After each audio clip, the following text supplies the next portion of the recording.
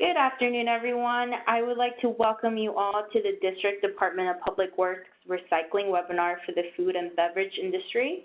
Thank you all for taking the time to join us today. So here's our agenda for today's webinar. We'll do some quick round of welcomes and introductions. We'll go over current recycling requirements and discuss the new recycling list that will go into effect in 2018. We'll review how this may impact the food and beverage industry, and also solicit some feedback in terms of what resources may be helpful for your industry to transition to this new recycling list. We also have some colleagues from the Department of Energy and Environment who will be doing an overview of the food service packaging rules. Quickly, some housekeeping information. Today's webinar will be recorded and available online. We will be emailing everyone with resources in the slide deck after this webinar. If you have questions or feedback, there will be opportunity at the end for Q&A, so please use the chat function on the right or use the raise your hand function and we will unmute you at that time. And if you forget your questions, we will share our contact information at the end so you can contact us for anything specific. We have two speakers today. My name is Helen Lee. I am a program analyst at the Office of Waste Diversion at the Department of Public Works. I also have Lillian Power joining us with me today from the Department of Energy and Environment in the Watershed Protection Division to talk about the food service packaging rules. With that, we'll go ahead and get started. So first, I wanted to review current recycling requirements that are in effect. There are three basics where first, as a business, your responsibility is to supply accessible recycling containers so that any individuals at your establishments, such as your customers and staff, can separate their waste. Current recycling rules state that you should also communicate information annually, including how and what to recycle, as well as posting signs at containers showing what to place in those recycling bins. Also, as a commercial property owner, currently it is required to separate paper, paperboard, cardboard, metal, and plastics that are narrow-necked plastic bottles. The new requirement that will be effective in January 1, 2018 is a change in what is required to be recycled in the district. This past December, the Mayor's List of Recyclables and Compostables was published, where for the first time in the district, it provides a single comprehensive list of recyclables. So in a lot of cases now, what you can recycle depends on where you are. So what you can recycle at work and home and school or a business can be different where you go. Now there will be one defined list of recyclables that all district properties will be required to follow. This will go into effect again January 1, 2018. Until then, existing requirements will remain in effect in terms of what's considered recyclable. If you'd like to make the switch early on, that's okay too. We want to provide ample time for all of our stakeholders to know this new list and transition. So this recycling list was created by a survey of all the recycling facilities, 8 recycling facilities in the region, where we asked them for over 70 different product types, which materials they would accept but do not want, or reject. And what was added on this list were ones that the majority accepted, and what was removed were those that the MRFs or the recycling facilities did not want. So in addition to the materials that are currently required to be recycled, which we just went over, the paper, paperboard, cardboard, metal, plastics, and glass, there are new additions to this list that we'll be diving into. Again, these materials that are now added will be required to be recycled starting January 1, 2018. And so the items that have been added are materials like paper and plastic food service items. This includes pizza boxes, paper coffee cups, paper and plastic plates, bowls, and clamshells. And these materials should be clean and empty of any food or liquids. And I know this is a commonly asked question, but for example, if a pizza box has little blots of oil on them, that is okay to recycle. If it's drenched in sauce and cheese, we ask that it goes into the trash or a compost bin if you already have a compost system. And other materials that are now recyclable for the commercial sector are rigid bulky plastics such as milk crates, large plastic tubs and containers like for coffee or deli products, milk, juice, and soup cartons, as well as aluminum foil and pie pans. What is now removed from what is considered to be recyclable is plastics, bags, films, and wraps. For single-stream curbside, we're actually asking our residents to put their recyclables either in paper bags, but loose is mostly preferred. These bags and wraps can often be recycled at grocery stores and retailers in the district. Now, for commercial properties, we are allowing larger bags for commercial operational purposes. However, please keep in mind that a lot of the recycling facilities in our region often reject the whole bag of recyclables because the bags create an operational and safety hazard, as you can see on the bottom right picture. What we really don't want are bags of bags and want to avoid. But again, larger liners will be accepted to move materials to your dumpsters or compactors outside, again, for commercial purposes. How will this new recycling list impact the food and beverage industry? Well, it may require you to provide new signage and training your staff. You might also want to check with your haulers to ensure compliance on your recycling contract. Resources that are currently available now are on our website on dpw.dc.gov/recyclingcompostlist. Again, we will be sharing these slides with everyone by email so that you can have access to all this information. The website includes a downloadable fact sheet where it explains recycling requirements, as well on the back it shows what types of materials should go into your recycling bin. So please feel free to print this resource and share with your staff as needed. We also have some other frequently asked questions on our website as well. If there's anyone who wants to get into the really technical side of this, there are other resources that we have shared, developed by the Food Service Packaging Institute in regards to case study of other jurisdictions recycling food service packaging and studies on food residue. In late July or August, and we will follow up again over email on this, we will be hosting another technical webinar that will go into the recyclability of food service packaging if anyone is interested in that. Another resource that DC businesses now have is a new compactor grant program. So this is a $1 million grant where eligible DC business owners may use this grant to either purchase or lease compactors to collect and compact both trash and other waste, including recyclables. So eligible businesses can get up to $13,500 for the purchase of an eligible compactor, or up to $9,000 for the lease of an eligible compactor, which must be installed at a business located in the District of Columbia. Applications will be accepted on a rolling basis beginning June 30, 2017. So that's coming up, and the submission deadline is September 8, 2017. And this is a really great resource if you are interested in compacting your waste and perhaps reduce costs for the frequency of hauls for your waste and recyclables. The application is on the website, dslbd.dc.gov/compactor. Again, all of this information will be shared with you all at the end of this presentation over email. So other tools and resources our office is working on developing includes signage, so 8.5 by 11 and 11 by 17 poster signs that you can print and download and post on your walls.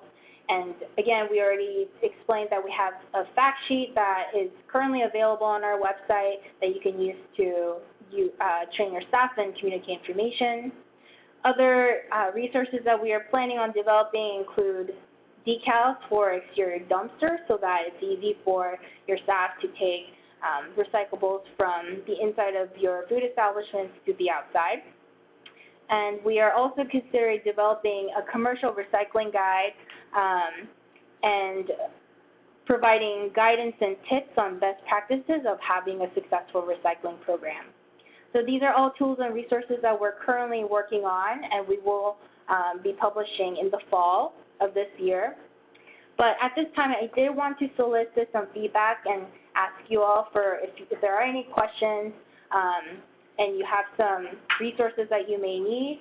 I would like to solicit some feedback. So if you guys can use the chat function or use your hand to raise your hand, we'll go ahead and answer that.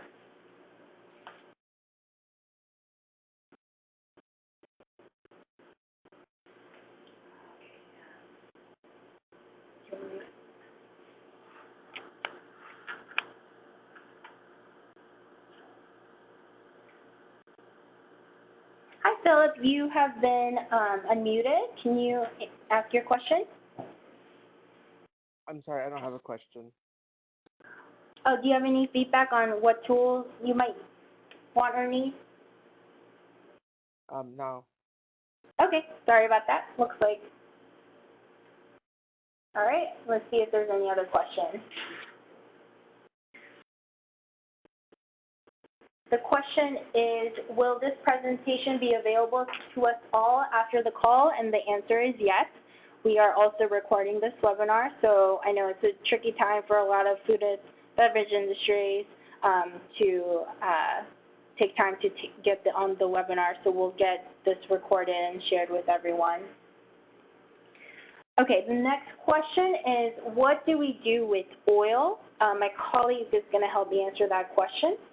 Yeah, so there are a variety of solid waste collectors that will collect used oil.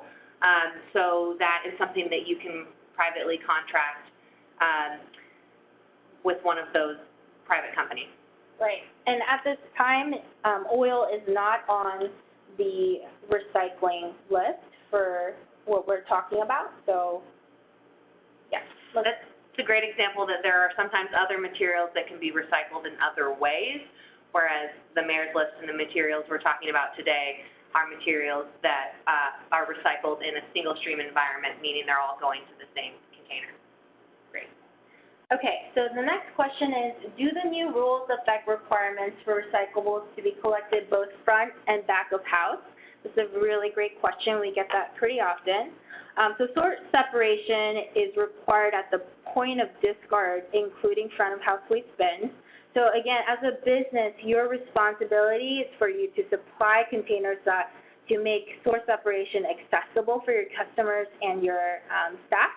So as a private collection property, you need to provide waste collection service, including supplying waste containers to make recycling accessible for individuals discarding waste at the property, and the container shall be capable of containing anticipated waste generated at the location, and therefore be near visible signage indicating the category of what that material should be.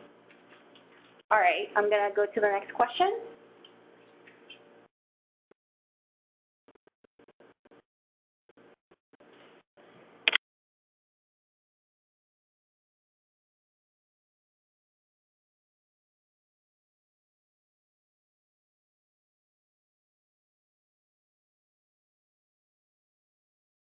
Okay, so the next question is, where does our trash go? Landfill? Question mark. So, some of the waste that's generated in the district comes through DPW transfer stations. Some of it goes directly to disposal sites, and it goes to a variety of both waste incineration facilities and landfills throughout the region. There's not a single facility where our trash goes. Great. And Evan, can you see if there's anyone who has maybe raised their hands for a question or feedback?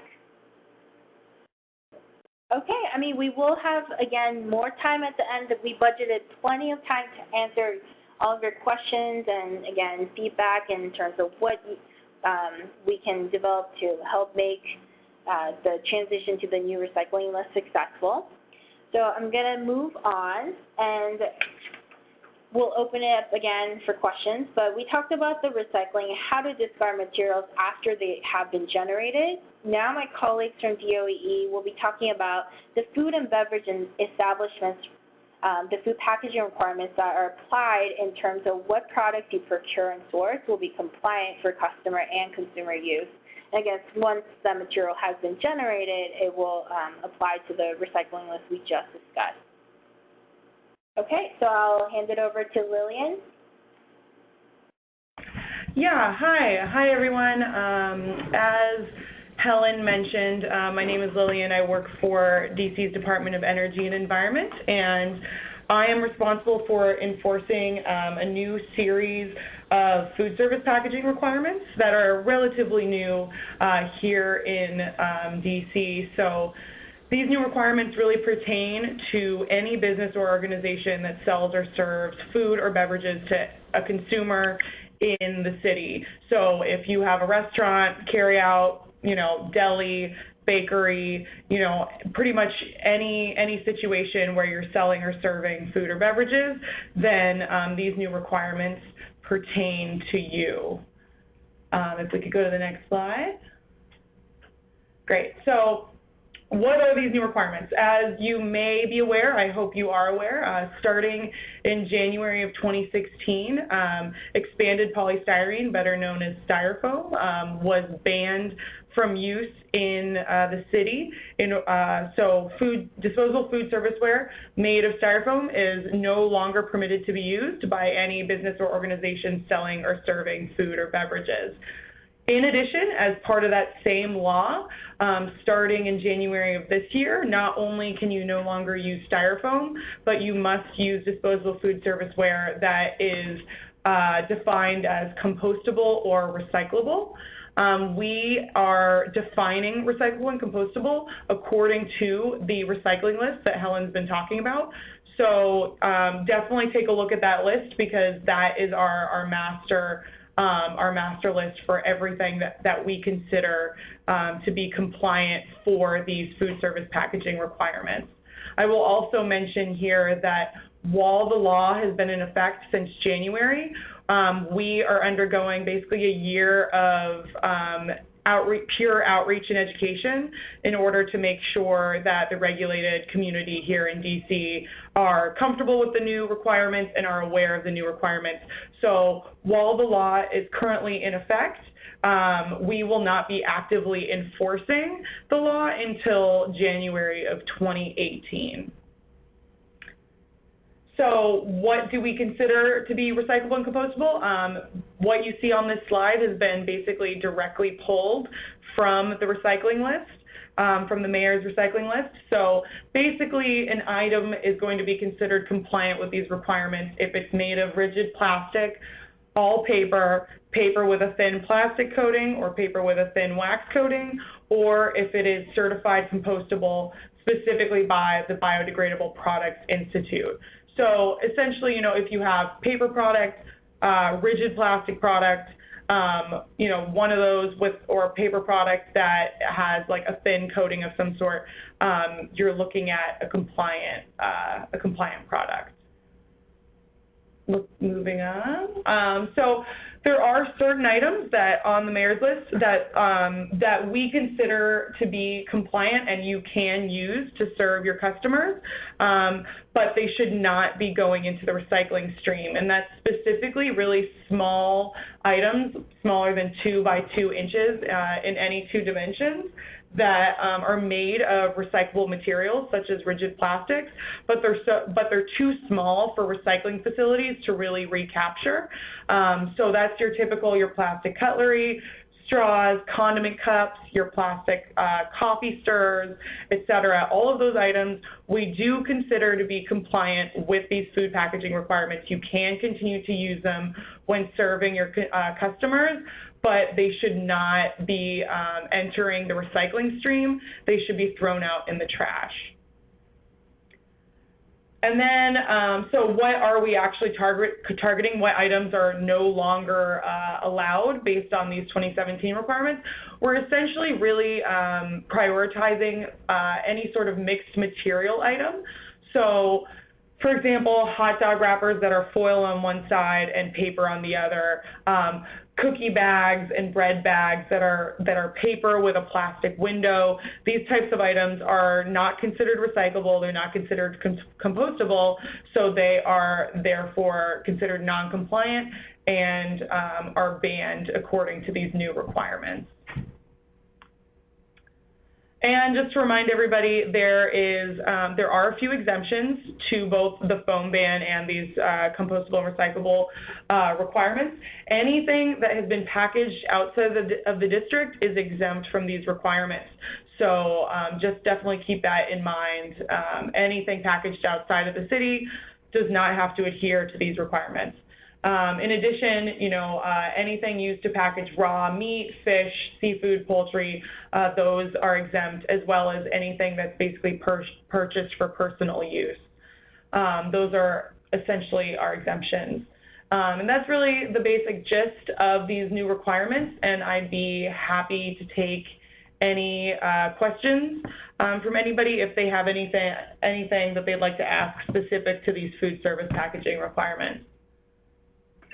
Great, thanks, Lillian. And actually, before we, while we wait for some of the questions to roll in, I do want to review the timeline of all of these requirements. So again, that recycling list was published in December of 2016. And when this requirement was issued, we shared this with all the recycling facilities, as well as the haulers and solid waste collectors in the district, as well as trade associations. Now we're in this phase in the spring where we're notifying the district businesses, doing a ton of stakeholder engagement, such as this webinar. We're doing education and outreach and developing tools and resources for businesses and residents to successfully transition. So we're really seeking feedback in terms of what you guys need to successfully get to this recycling list. In the fall, we'll be launching additional education and outreach campaigns and publishing those tools and resources. And in January 1 of 2018, the food service packaging rules that Lillian just explained, as well as the recycling list, will both be effective. And at that point, all properties in the district must source separate those recyclable according to the list. So we're going to get to questions. I'm going to share some questions for you, Lillian. The first question is, are food trucks exempt? No, they are not. That is a great question. They are selling or serving food and beverages inside district lines, and so they must adhere to both the foam ban and the 2017 requirements. Thank you. And if we have any other questions for Lillian, I would just encourage you can use either the chat function or you can raise your hand and we can unmute you to ask her directly. So we got one other question that I'd like to address, but that unfortunately we don't have a direct answer for at the moment, and that is, what is the city's plan on adding additional street waste and recycling bins? And unfortunately, that is something that is ongoing with DPW, but that we unfortunately don't have information to share about at this time, but we will happily follow up by email with more information about that. And those are all the questions we've got so far. Okay. All right. Are there any other additional questions?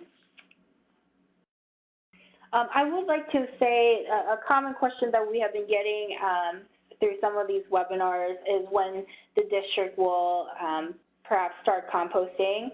And while composting is not required at this time, we do support and encourage businesses from voluntary composting prior to the mayor establishing a program. So we do also have this compost feasibility study that our department recently released, which will be on our website, but it assesses the feasibility of implementing a curbside composting program for the district.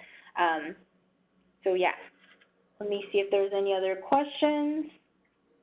It looks like we're set. Again, we'll be sharing the recorded version of this webinar as well as the slide deck and some fact sheets that we have developed regarding these two requirements. If anyone else have any specific questions, we're really happy to answer them. Our contact information is on our website and on the slide, 0.waste@dc.gov. And for specific food packaging information, please feel free to contact Lillian directly at lillian.power@dc.gov. And that concludes our presentation. Thank you all for participating, and thanks, Lillian, for joining our call.